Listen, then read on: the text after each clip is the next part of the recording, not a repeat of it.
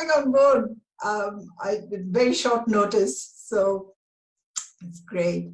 So I'm just going to tell everyone, who you are, how we've been working together for the last 3 or 4 years with the books that I help people write and edit, and then you take over with the designing, with uploading on Kindle, doing the cover design, formatting, all of that. Mm-hmm. So most people only know that there's the writing bit, which is the most important to them, obviously.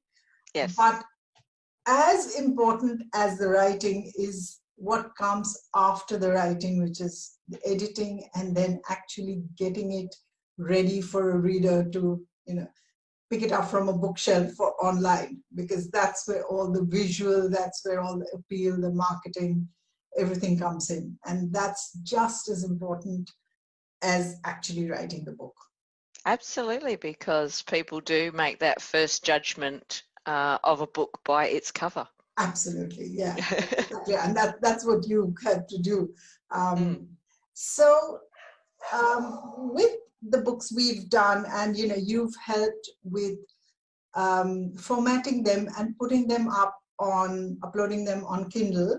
Mm-hmm. Would you be able to tell our readers a little bit about the process and what they should or shouldn't do when they're, because Kindle says that, that you can do it yourself. But I know quite a lot of people come to me after they fail quite a few times, trying to upload things, formatting goes messy, images and illustrations don't turn up right, it gets all skewed, and then they come to someone like me or you. So what is it, the things that people need to look out for and how it's all done?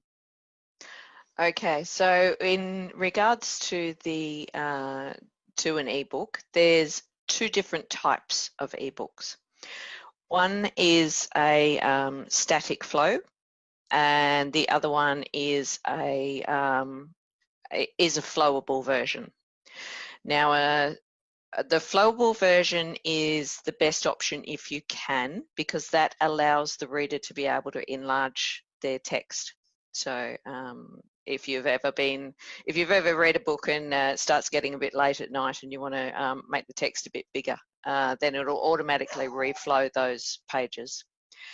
If you have images set throughout your book, you can't do that, because you can't have a flowable book, because if you enlarge the text, then those images will stay there and then they won't be attached to the right section of the story. So you'll end up having to have a static flow. Oh, I didn't know that. Okay. And also the problem with the static flow is that it's static flow books aren't available on all types of readers. So you can only use those on the more common, more popular and newer models of readers. So I've got an old Kindle. My Kindle doesn't even allow for images. Okay. So keep that in mind when you are putting your book out, because if it's a book that you want to reach heaps and heaps and heaps of people, then if you can do a version that can survive without the images, then that's a good option and it'll give you more reach.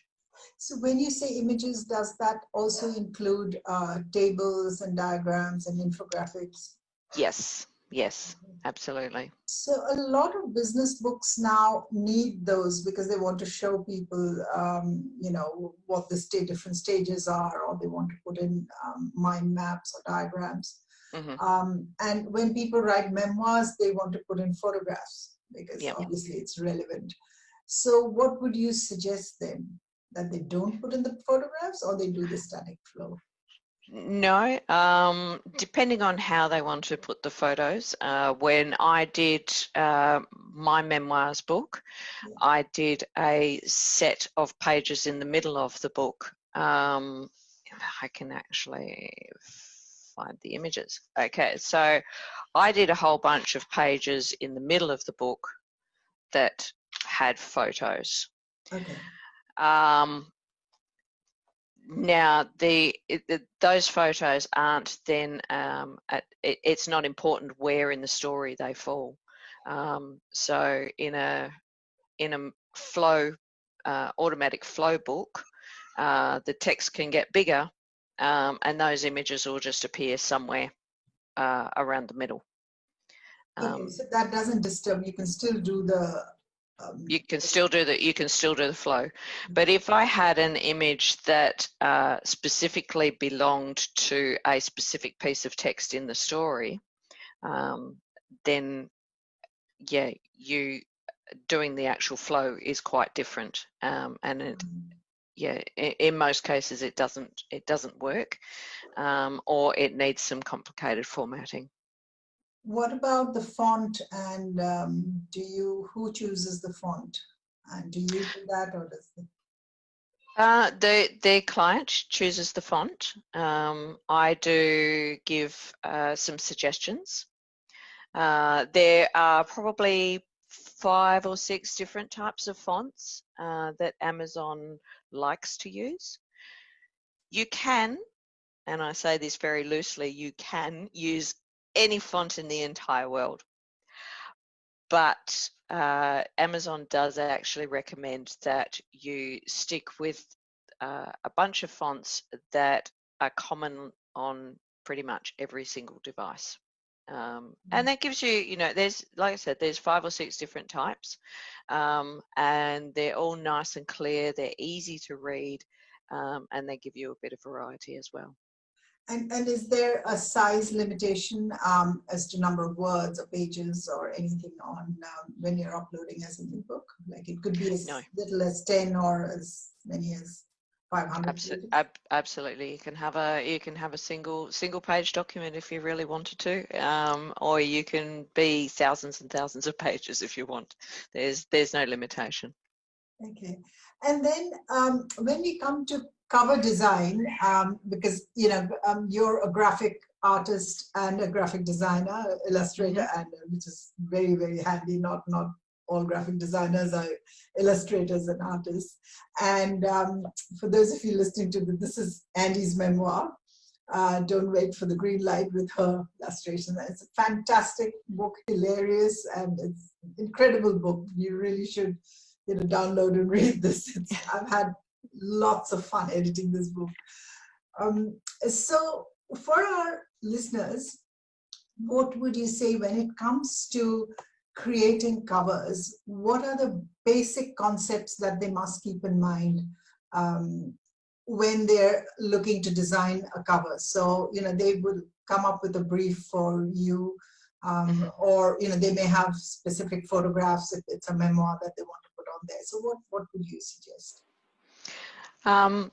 Probably the first thing is to have a little bit of a search through Amazon or even in Google Images and have a look at different types of book covers and see what appeals to you. Because everyone's got different ideas as to what looks good. Then some of the other features are make sure that the name, whatever you put underneath as the main cover of the book, that you can have a very, very easy to read name, so that the actual title is nice and clear. It's great if you're going to have a picture of yourself or of some people, but you don't want it to be so big or to take up so much of the space that the text is going to go right across the face and detract from that.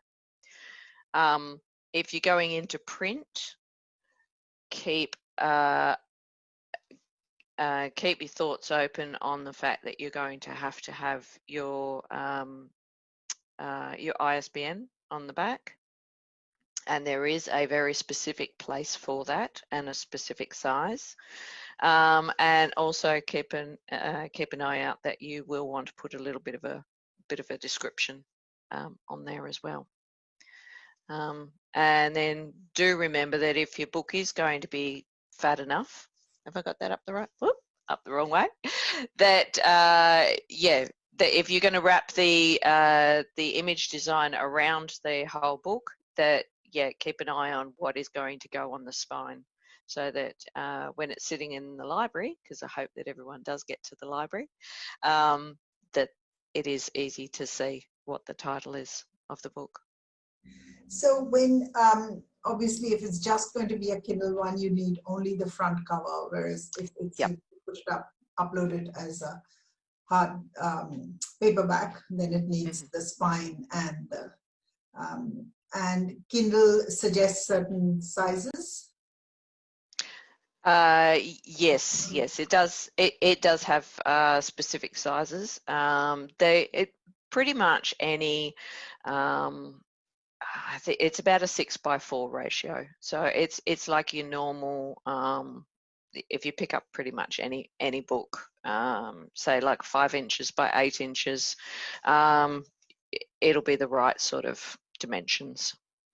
But once you're ready to go ahead, I can give you exact dimensions to use. And do you have anything else like to talk about when designing covers?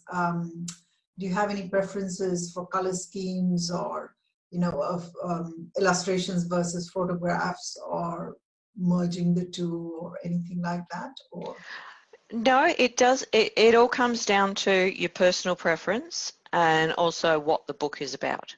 So do try and keep it relatable to what the book is about, because people are going to they're going to see the cover first. They're going to judge your book by its cover, so they will look at it. I've personally had some questions asked about my book, whether it was aimed at kids, because it was it's a cartoony type of a look, but no, it's a fun and sort of a humorous book, which is why it's got that appearance to it. But obviously, if you have a cartoony type look and you've got a very serious business book, it's not going to quite gel. So, yeah. The last final question is, when people come to you, at what stage do they come to you? Do they come to you with the final manuscript, or everything in the book has to be just so, and you will format it and upload it? Or tell us about that. You can come to me at any point. I can, if you're writing, most people are writing their in a Word document, or even if you're using Google Docs, you can send me that file and I can start the formatting process even while it's still being edited. So basically what I can do is I can set up the style sheets and then send you back that formatted document. You can finish going through, you and your editor can finish going through and making your changes. Then when you send me the final copy, I can then suck it into the right, into my right software, and half the work is already done. Oh, okay. So that's something new, because I've always come to you once the manuscript is finished. So you're saying that even at the start or midway through, we can come to you. I can set up the style sheet, and you can, as long as you work on that same file that I sent you, with the style sheet already done, then yeah. What happens to because when I edit, I do a lot of track changes and stuff on the document, which then has to be cleaned up. So what happens? Yep, that's fine, because in the formatting I ignore any changes that have been crossed out, and it only takes the final approved changes. Oh, really? Okay.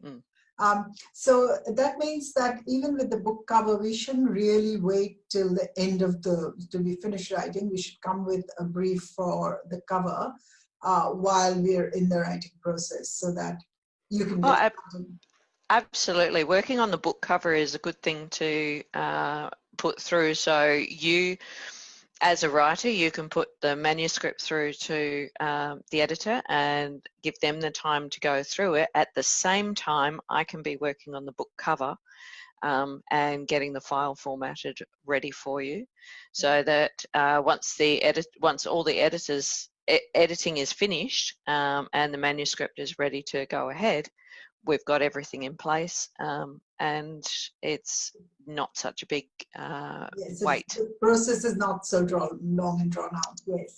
Exactly. We can have multiple people working on everything at the same time. Exactly, yeah, and that's what makes it really, that's easy, because writing is such a long process, and that's what people get scared about. Like, it's, you know, they think it's going to be years and years before they can get their books out. But I think, you know, if we start out, say 90 days even to write, edit, and publish, I think it's doable. Oh yes, oh definitely. Yeah. All right.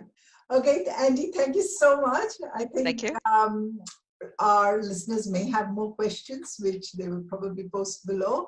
And Andy's reachable. I will put Andy's details down in the comments below. And if you have any questions, then just reach out to either of us. Absolutely. Happy to help. Thank you so much. Thank you. Thanks, Andy. Bye.